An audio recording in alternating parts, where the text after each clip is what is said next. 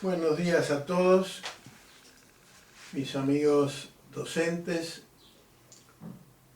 la familia en general de Chajarí y alrededores, a todos aquellos que tengan la oportunidad de escuchar esta conversación que vamos a tener en torno a los días que el calendario muestra o pretende que se lo tenga en cuenta, y hasta ahora cada vez menos, al menos en la intención, menos importante, más reflexivo, más cuestionador. Yo recuerdo,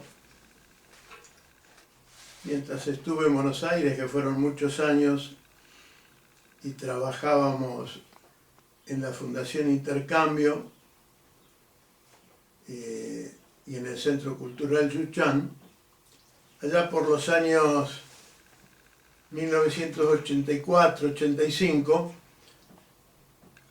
tuvimos la oportunidad de trabajar en un sentido profundamente crítico y positivo con relación a la famosa ley del aborigen que salió al año siguiente, en el 85, en el periodo que gobernaba Alfonsín.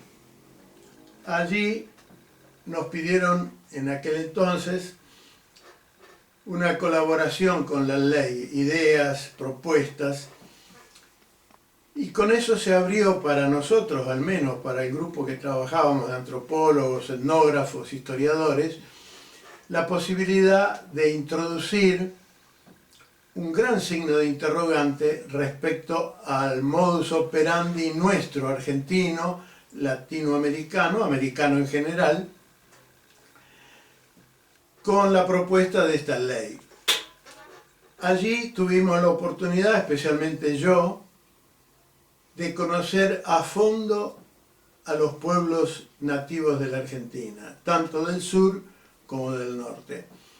De hecho, a partir de aquellos años, durante casi 20 años, estuve viviendo 3 o 4 meses, según el año, con distintas comunidades aborígenes de la Argentina, ¿no? Especialmente con los Huichí, Chorotes y Chulupí del Gran Chaco, Formosa y Chaco, y con los Chané Chiriguano del noroeste, en Salta. Conviví con ellos a fondo, como un igual, trabajando, investigando desde ellos y para ellos, en el fondo, en realidad para todos, para conocer directamente la problemática esta de los pueblos aborígenes, indios, indígenas, originarios. Los llaman de distinta manera, generalmente en forma inapropiada, ¿no es cierto? Y allí tuve la oportunidad de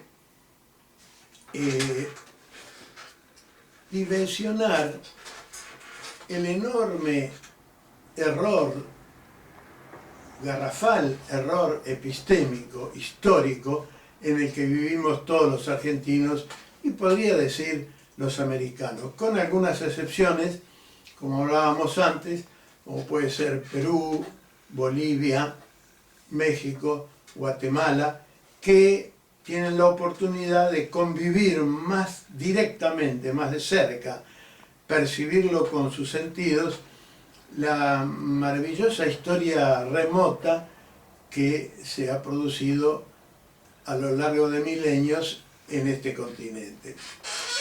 Que no sucedió lamentablemente eso en Argentina, porque si bien hay mucho por conocer, por sacar a la luz, sin embargo el sistema educativo ha sido más cerrado, más limitado, y no le ha dado tanta importancia hasta que la arqueología, que es la ciencia que estudia el pasado de los pueblos, de las personas de los pueblos, pudo recibir apoyo y trabajar en ese sentido, sobre todo con el CONICET y otras instituciones.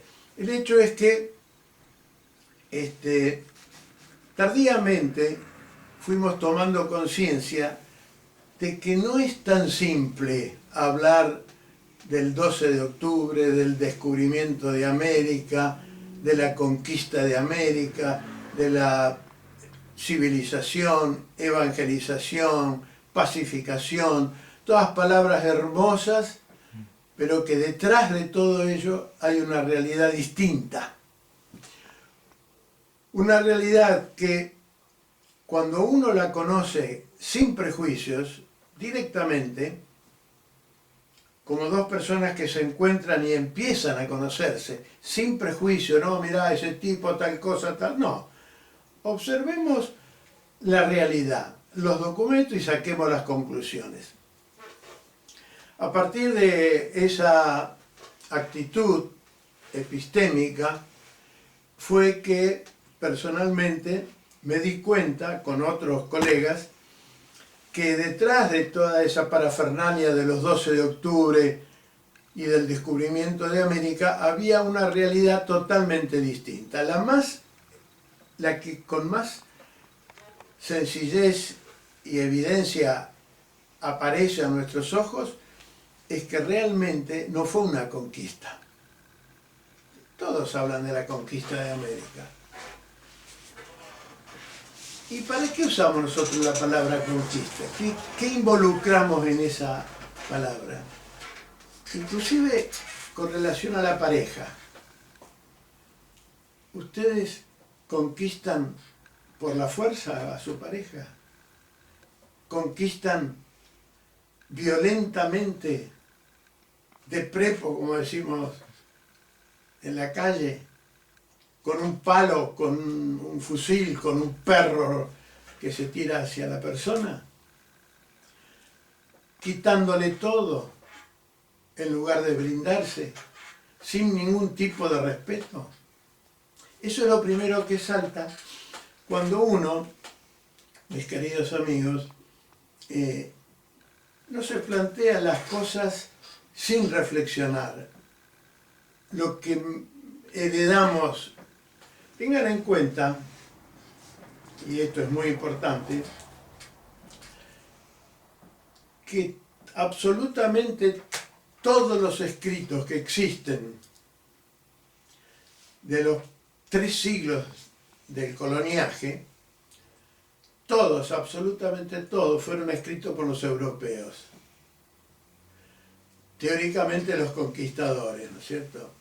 Que en realidad, utilizando la palabra correcta, debe decirse sin ninguna duda, y si no, ustedes mismos, después que terminamos la charla, observen sus diccionarios y investiguen qué significa en castellano conquista y qué significa invasión, y saquen sus propias conclusiones. ¿Qué hicieron los europeos aquí? Nos conquistaron con amor, para convivir, para respetarnos. Yo pienso a veces, tratándose de este tema, ¿cómo hubiera sido si primero hubieran llegado los incas o los aztecas a Europa antes que los europeos aquí? ¿Qué hubieran hecho? ¿Se hubiera dejado conquistar? ¿O los hubieran resistido y reprimido hasta hacerlos desaparecer? Como de hecho hicieron acá. Y cuando digo esto, surge rápidamente el hecho de que cuando llegaron los europeos acá, aquel 12 de octubre, que todavía se celebra de algún modo, veladamente podríamos decir ahora, de inmediato, en el primer viaje no, pero en el segundo viaje les declararon la guerra absoluta.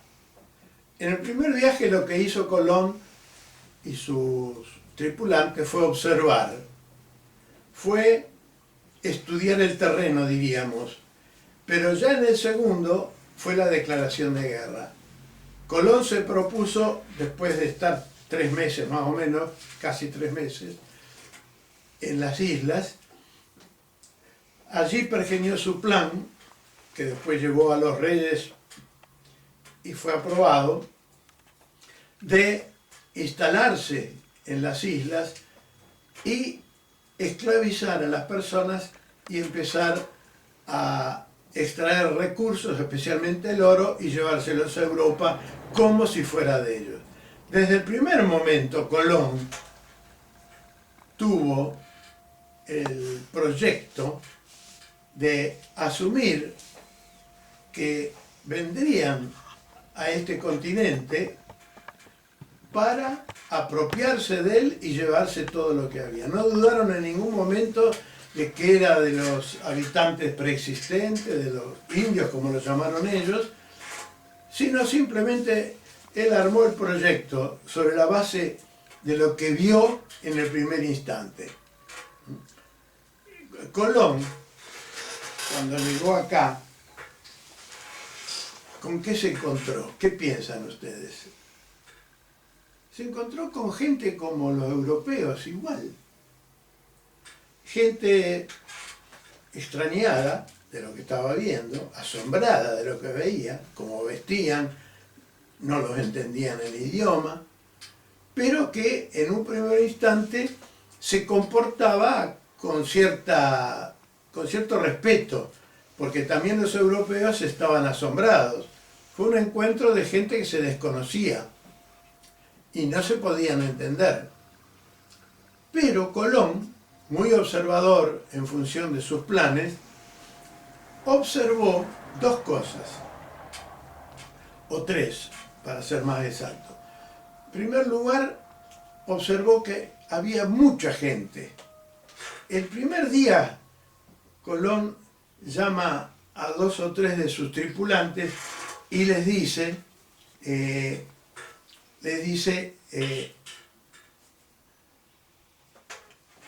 penetren la selva un poco, unos kilómetros, y se fijen cómo es, porque esto es interesante. Cuando Colón llega a nuestra tierra, cree que está en Oriente, en lo que llamaban ellos las Indias del Este, ¿cierto? De Oriente.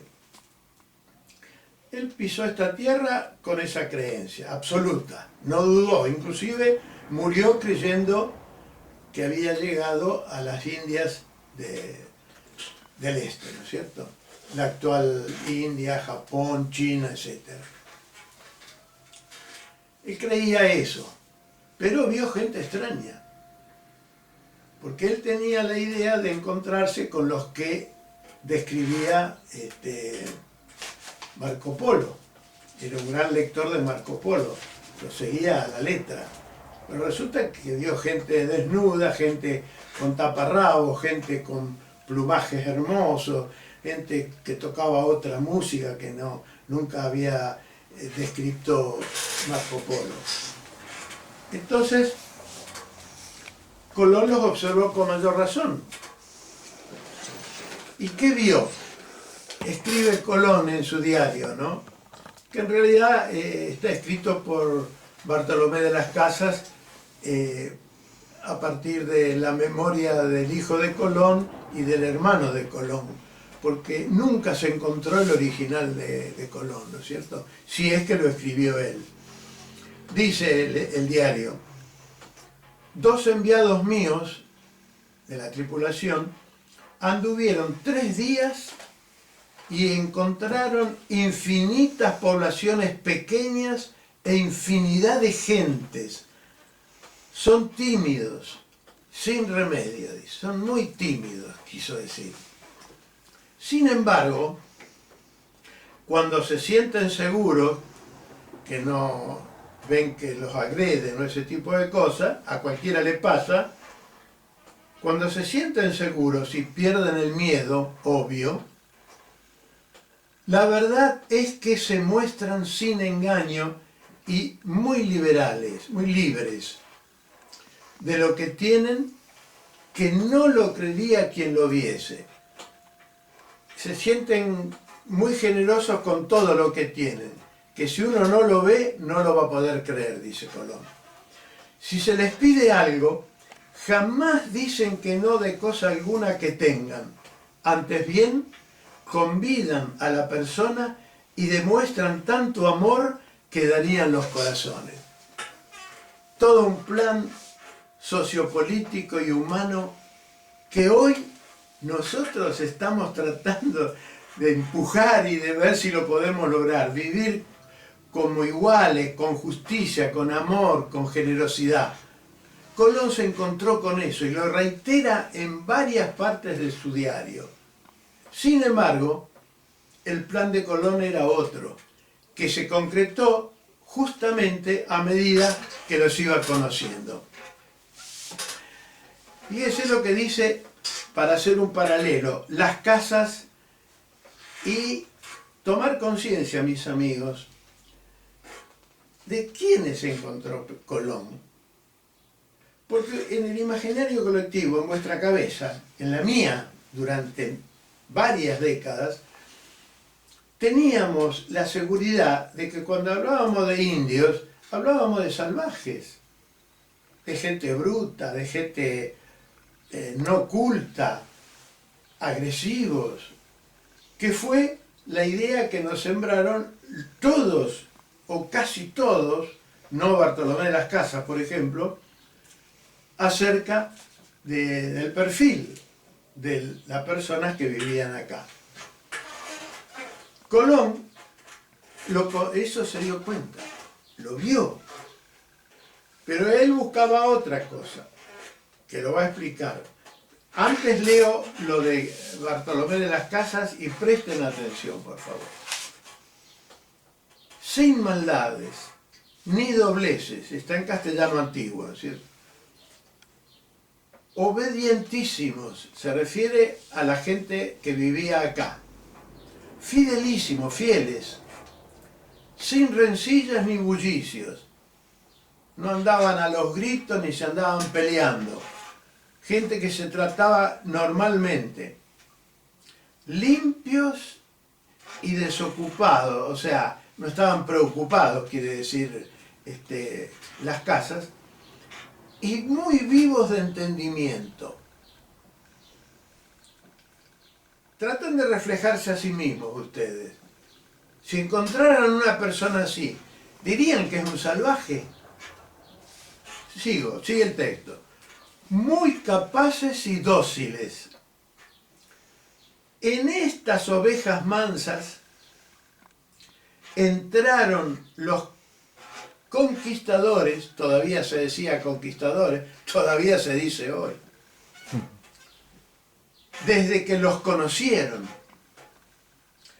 como lobos y tigres y leones cruelísimos, de muchos días de hambrientos. Así entraron los invasores, propiamente dichos, a la gente que vivía en este continente en 1492. Aquel día funesto para la humanidad de 40.000 años de historia y cultura de nuestro continente. Esto tiene que hacerlos reflexionar, mis queridos amigos. No se trata de hablar mal de los españoles, de Colón, no. Hasta se puede dejar de lado. A través de esto, darnos cuenta que, como decimos vulgarmente, no metieron el perro. Nos dijeron una cosa por otra. ¿Y por qué? Porque la finalidad de Colón, el proyecto de Colón y de los reyes, fue otro.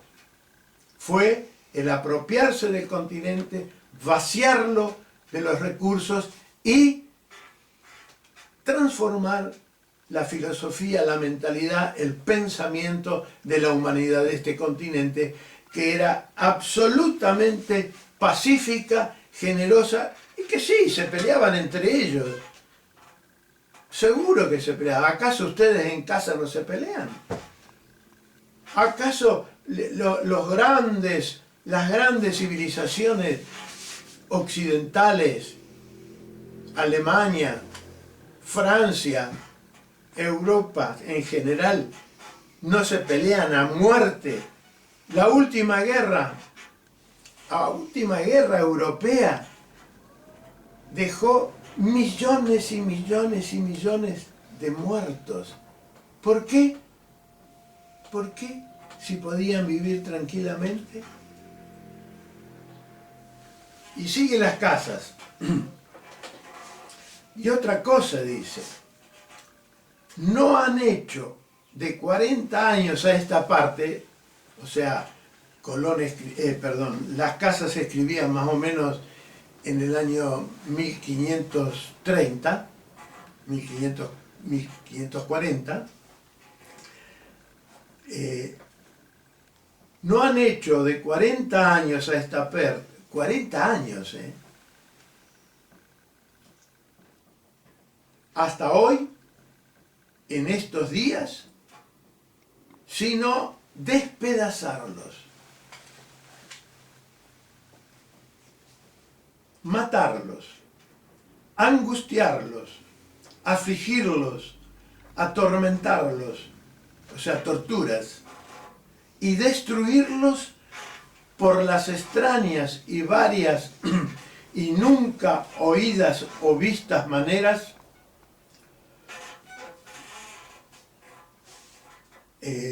de crueldad.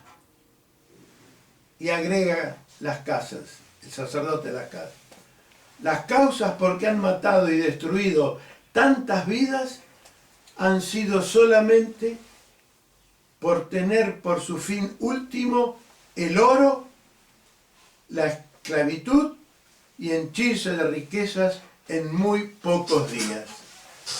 Y acá las casas nos pinta exactamente lo que pasó. Pero a nosotros, mis amigos, desde chiquitos, ya desde la casa, el hogar, cuando nacemos, ¿de qué nos hablaban? Hoy ya no es así. Hoy somos más críticos, respetamos más a las personas pequeñas y les tratamos de decir la verdad. Por eso es importante, mis queridos amigos, padres, docentes, conocer lo que pasó realmente, no lo que nos muestran los escritos de los europeos de aquella época, durante 300 años. Y eso fue lo que hemos heredado, que los indios eran salvajes y que los europeos venían a conquistarnos, civilizarnos, evangelizarnos y pacificarnos.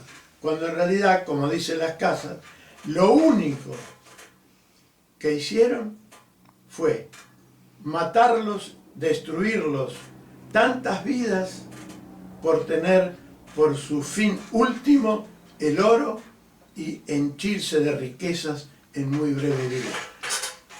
Todo, inclusive, esto hay que decirlo, el catolicismo no vino a brindar nada, vino a transmutar el pensamiento, la filosofía de vida propia de este continente, que se había elaborado, puesto en práctica a través de las organizaciones políticas, de instituciones, de cultura en general, durante 40.000 años. Pero Europa hoy festeja. ¿Qué festeja Europa hoy? Si es que lo festeja, en este momento no lo sé. Festeja la apropiación de los recursos, festeja el poder que adquirió a través de todo lo que se llevó de este continente. Para pensar. Entonces, con estas pocas reflexiones que les he brindado, que no pretenden ser dogmáticas, sino reflexivas, justamente, cada uno de ustedes y cada uno de nosotros, pensemos con generosidad, con apertura, sin prejuicios, ¿qué fue realmente el arribo de los europeos a nuestro continente? Fue una invasión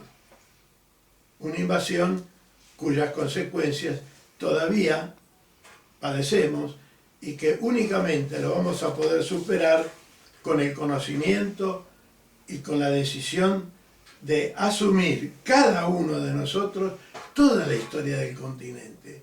Sí, la invasión sucedió, eso ya no lo podemos borrar. Y no voy a negar, ni se puede negar, que esa invasión trajo a nuestro continente cosas positivas, sin duda. Todas las culturas son importantes, también la de los europeos. Lo que no corresponde es despreciar las culturas que había y que hay en nuestro continente. Con esta sensación, quisiera que todos ustedes no festejaran, sino pensaran en el 12 de octubre de 1492. Hasta otra oportunidad.